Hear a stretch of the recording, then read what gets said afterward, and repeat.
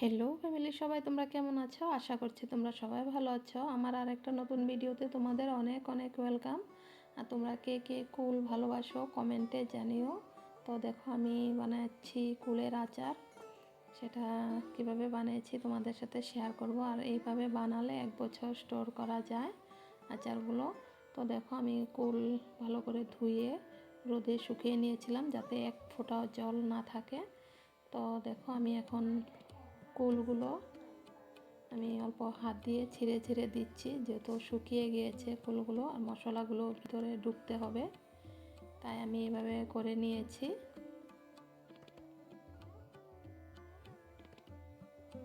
এখানটায় আমি মশলা নিয়েছি, এখানটায় সাদা গোলমরিচ, লং, বড় এলাচ, ছোটো এলাচ, সাদা সরষে, কালো সরষে, ধনে, মেথি, কালো গোলমরিচ আর জিরে আর মৌরি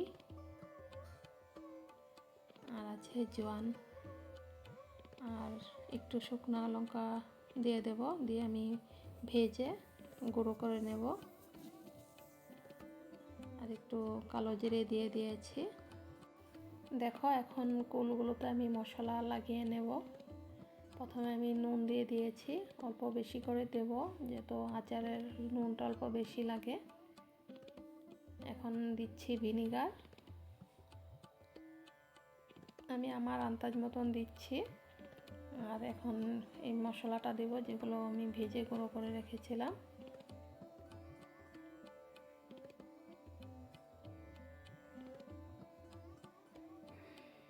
আর মশলাটা অল্প বেশি করে দেব।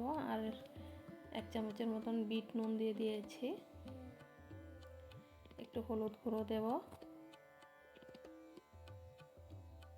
একটু কাশ্মীরের লঙ্কার গুঁড়ো দেব, কালারটা দুর্দান্ত আসবে। আর এখন দিয়ে দিয়েছি চিনির গুঁড়ো। তোমরা এই পদ্ধতিতে বানালে কুলের আচারটা অনেক দিন থাকে আর টেস্টও দুর্দান্ত হয়। আর এখন আমি তেলটা গরম করে অল্প ঠান্ডা করে রেখেছিলাম, আমি সেই তেলটা দিয়ে দিয়েছি, সরিষার তেলটা। আর হিং দিয়ে দেবো এখন, হিংটা দিলে কুলগুলো নরম করে দিবে।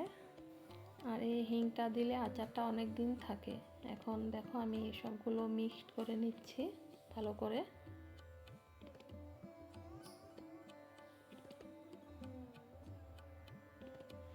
তো দেখো কালারটা কি সুন্দর এসেছে। তোমরা এভাবে একবার বানিয়ে দেখো। তো আমি এখন মিক্সড করা হয়ে গিয়েছে, এগুলো আমি একটা জারে ভরে নেব সবগুলো কুল। প্রথমে আমি জারে ভরে আমি 1 সপ্তাহ মতন রোদে দিয়ে দেব। আর জারটাতে আমি অল্প তেল লাগিয়ে নেব।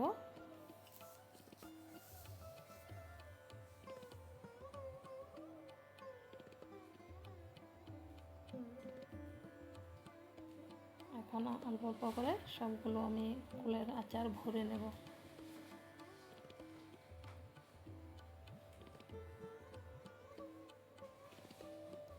তোমরা কে কোথায় থেকে আমার ভিডিওগুলো দেখছো কমেন্টে জানিও। নতুন হয়ে থাকলে আমার পেজটাকে ফলো করে দিও। তো দেখো আমার ভরা হয়ে গিয়েছে। তাহলে এখনকার মতন আসি, সবাই ভালো থেকো, সুস্থ থেকো।